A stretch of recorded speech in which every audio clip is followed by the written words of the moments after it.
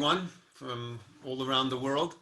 On behalf of Livnot, Libanot, and our organization Talorot, we're very honored, delighted to be working with Livnot, Libanot on this program which Livnot has, which is projecting all around the world to members of the alumni of Livnot and current participants, and also to our Talorot Chevra as well. Really, it's wonderful to be together, even under these very challenging circumstances. We're continuing with our meditation series, and tonight we'll be beginning a meditation practice which is very traditional, very authentic, traditional Kabbalistic meditation. And it's a vocalization meditation, which is a bit of a it's a bit tricky to do on Zoom. In the sense that it'd be best if we could all do this and hear each other and be one wonderful chorus together. But we're separated by the technology here, even though we're connected, and we'll just have to go with that. So I'll describe the meditation, its background. To say it's an authentic Kabbalistic meditation. There is something to be said for authenticity when it comes to Jewish spiritual practices, and particularly meditation. I just want to say that we have our own tradition in Judaism, a tradition that's recorded, at least that goes back 2,500 years, recorded meditation practices, and it developed throughout all that time. And we should be, as Jews, more and more aware of our own spiritual resources. So that's something that we as Talorot and we as Livnot, Libanot are trying to do, is to acquaint us, us Jews, with the wealth of our own spiritual practices. So this is a meditation that comes from the mid to late 13th century. It's actually probably earlier than that, though it's recorded in the 13th century by Rav Avraham Abulafia. He's an important link in the Kabbalistic chain. It's a powerful meditation, but also very accessible at the same time. It's brought in his text, Or HaSeichel, Light of the Intellect, and he sets it up with a basic theory about reality, that all of reality, he says, is composed of vibrations. Very interesting statement. It fits within current string theory and quantum physics. All of reality is composed of vibrations. And the goal of this meditation practice is to attune us, first of all, to our ownmost vibrations of our whole human organism that we are, and attune our own vibrations to HaKadosh Baruch Hu, to Hashem and the reality that God has created. So that's the overall purpose of the meditation. I want to, if you're able to get the text, that's great. Meir tried to put it up on the chat box, but if not, let me just read through a couple of the lines of Rav Avram's Abulafia's description of this meditation, why it's important, and then we'll go into detail on how to do it. He says like this. This is in Light of the Intellect. You can find it on page 102 to 105 if you look there. He said, and this is my translation. It's a bit excessively literal, but I think that's helpful so you get the flavor of it. So Rav Abulafia says, when you want to express the glorious name of God engraved above with its vowels, in other words, to fully express the name of God, which we're not going to do tonight, but this is a meditation on the way towards that. He says, make yourself right, get yourself settled, sit nice and upright in a chair, be comfortable. If you're sitting on the floor, you can sit on the floor, but be comfortable so that your back is straight and that you'll be able to vocalize in a comfortable way. Isolate yourself in a special place. Well, that's not hard for us right now. We're all isolated in special places. But he wouldn't have had in mind that we'd be quarantined this way, or in bidud, as they say. But here we are.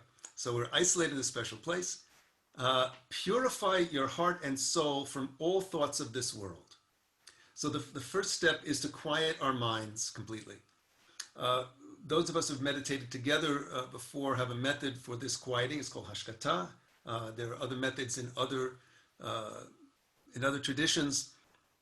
At this point, as we'll do this meditation shortly, we'll give 5 minutes to just quieting our minds. If you have a method for this, use that method. Don't worry about it too much because the meditation itself will lead us to help us to quieting our minds in a very effective way, as you'll see. Be'ezrat Hashem. So he says, purify your heart and soul from all thoughts of this world, quiet your mind. And he says like this, posit that at this moment, your soul is as if separating from your body, and you are dying from this world and living in the world to come. Well, he does not mean that literally, obviously. But what he means is, for a Kabbalist, the world to come, Olam Haba, is not the afterlife. It's not the world after this life. It's a world that is with us now that we want to be able to access. That we want to be able to, and all of Torah is designed to help us access living life in this world, and yet as if we're in Olam Haba. Or let's say living life in Olam Haba in this world. That's the goal of all of Torah, and that's the goal of this meditation. And this Olam Haba, which the Kabbalists interpret literally, hyper-literally, the world that is coming at us constantly, with us all the time, which is the source of life distributed to all living things. So Olam Haba is also the source of life. And this is the intellect, as he calls it. The intellect, not mentioned in a spirit, in a intellectual way, but this is the essential cognitive spirit, our deep mind, the intellect, that with a capital I, it's a collective intellect of all sentient beings on the planet Earth, okay, of all beings with consciousness on the planet Earth. It is the intellect, which is the source of all wisdom, discernment, and knowledge. He says, it's in the likeness of a king of kings of whom all are in awe with an exceedingly great awe, the intellect. In this, he's borrowing from Maimonides, from Rambam, in Guide of the Perplexed, Part 3, Chapter 52. And he's basically paraphrasing what Maimonides says there. And I have this in bold. This is the key of this meditation, the key aim. It says, when your mind comes to adhere to his mind, God's mind, that grants you mind, your mind needs to remove from itself the yoke of all alien thoughts, except for his mind that is shared between you and him by virtue of his glorious and awesome name. It's a mouthful, but it's an extraordinary statement. It's a paraphrase of the Rambam in Guide of the Perplexed. When our mind comes to adhere to God's mind, which is the intellect with a capital I, that grants you mind, when our mind comes to adhere to God's mind that already grants us mind, this is what Maimonides says in Guide to the Perplexed, that our consciousness flows at every moment from divine consciousness. It's an extraordinary statement. We don't know what the source of consciousness is. We don't even know what consciousness is on a neurological or psychological level. What is consciousness? It's the final frontier of science.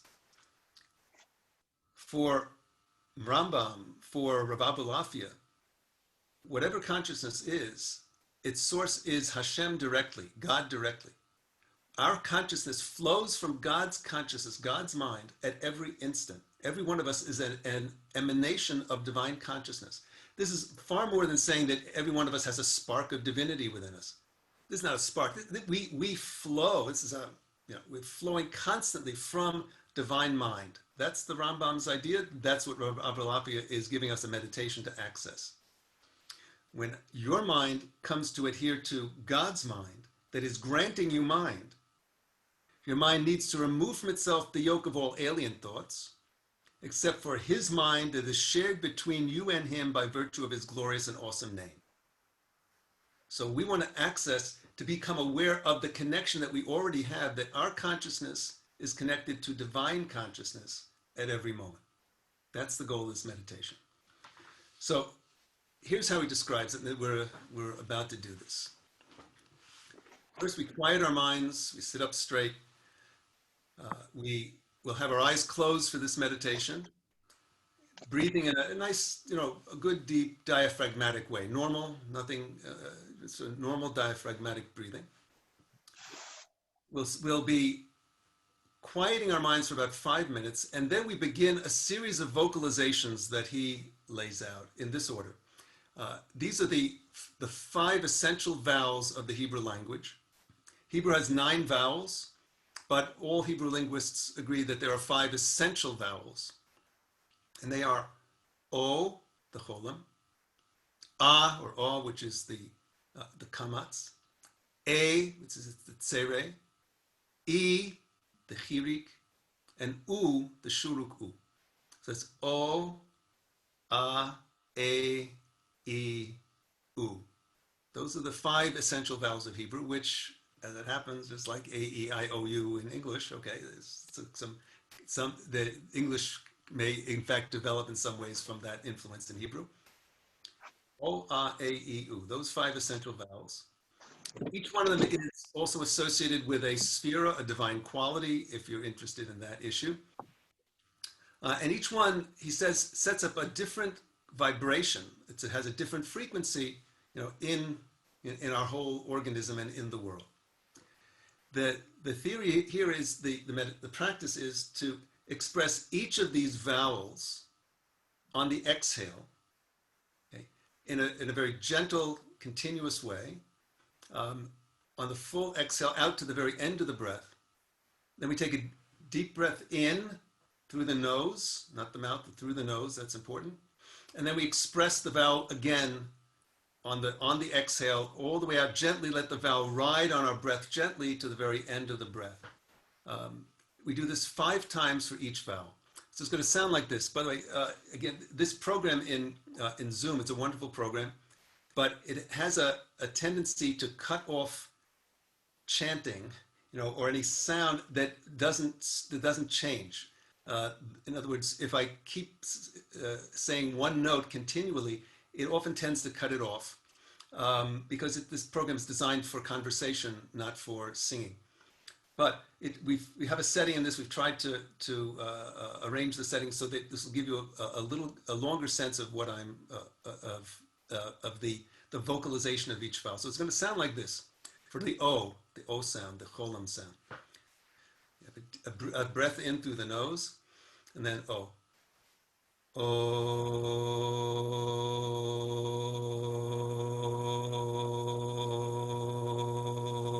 out to the end of the breath.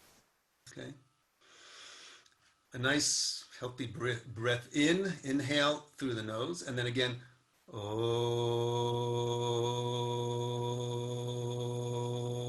out to the end of the breath. We do that 5 times.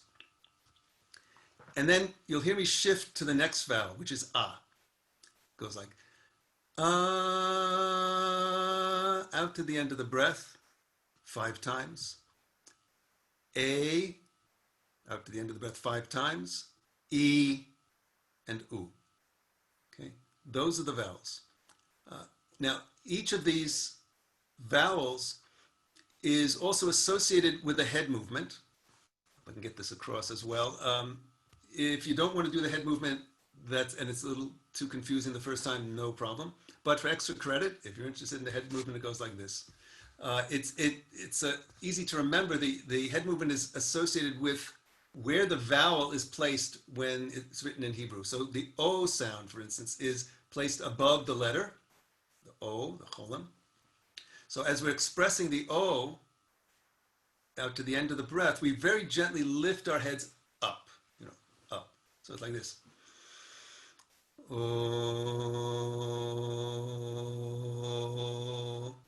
just gently up, nothing done in any forceful way. The A sound, like the patach or kamatz, is horizontal. So the head goes from right to left, like this. Out to the end of the breath and right to left. The A sound, the tsere sound, goes from left to right. It's also a horizontal, it's 2 dots, but it's horizontal, left to right. The chirik sound, the E, is the head straight and then goes down, because the chirik, that little nekuda, that point is written under the letter, so it's E. And U, it's the shuruk U, which appears in the center, in the midpoint of a letter. So it's just keeping the head straight.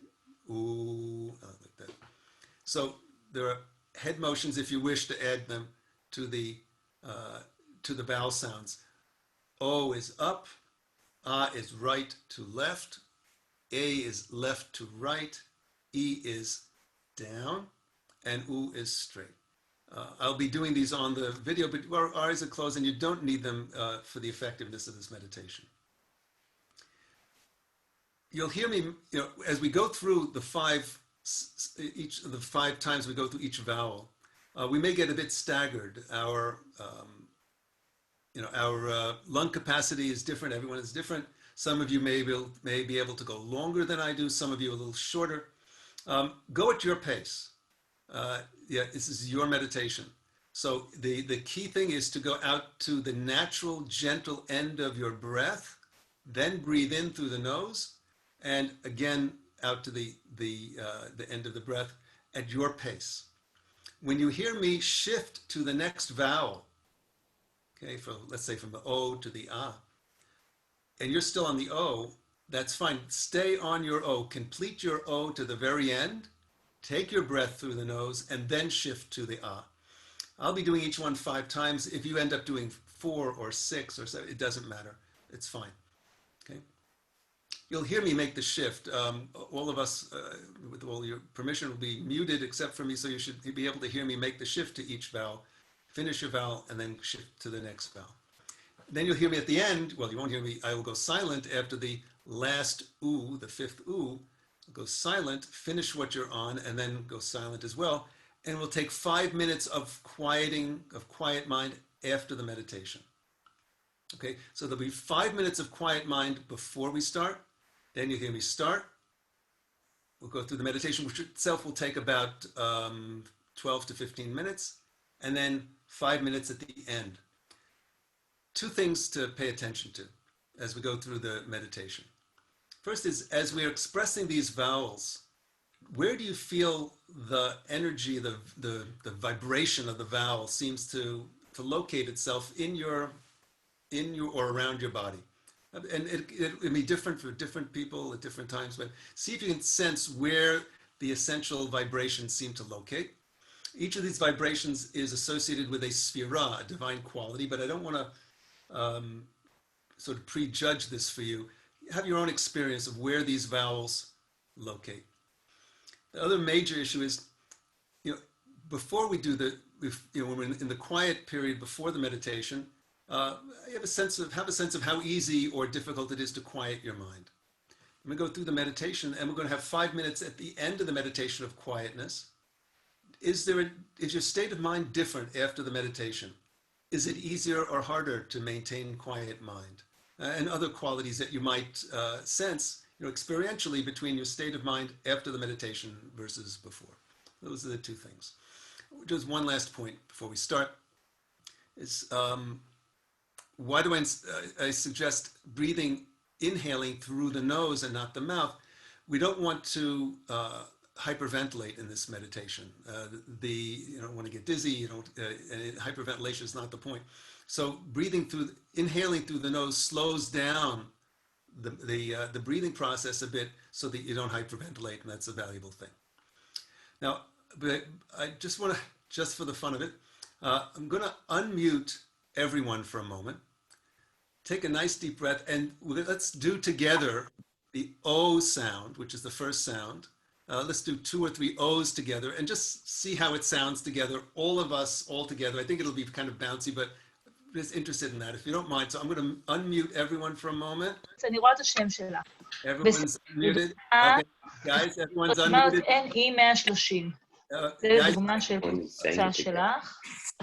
Here we go. With all the background. search, את יודעת לעשות search, NE 230. איך יכול להיות כזה? Let's do this all together. NE O sound 130. right now. NE 130.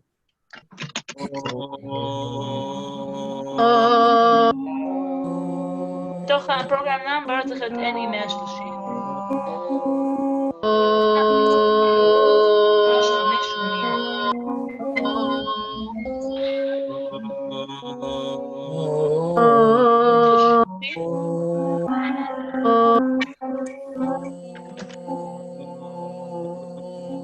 פרוגרם נאם, איזה שורה את? 30, לא, 130 זה, תחפשי NE 130. Okay. that was wild with all the differences. But I hope that was okay. I just wanted to hear what that sounded like all around the planet Earth. Everyone just vibrating this meditation. Okay, here we go. So we'll start with 5 minutes of clearing our minds. Any way that you do that, you'll hear me start the meditation of vocalizations, which will go about 12 minutes. 5 minutes of clearing our minds at the end. And then at the very end, I have this little chime and you hear this sound, which is a signal that the meditation is over and we open our eyes. Okay, I wish everyone Hatzlacha, Be'ezrat Hashem, good success with this. And here we go. 5 minutes of clearing to start.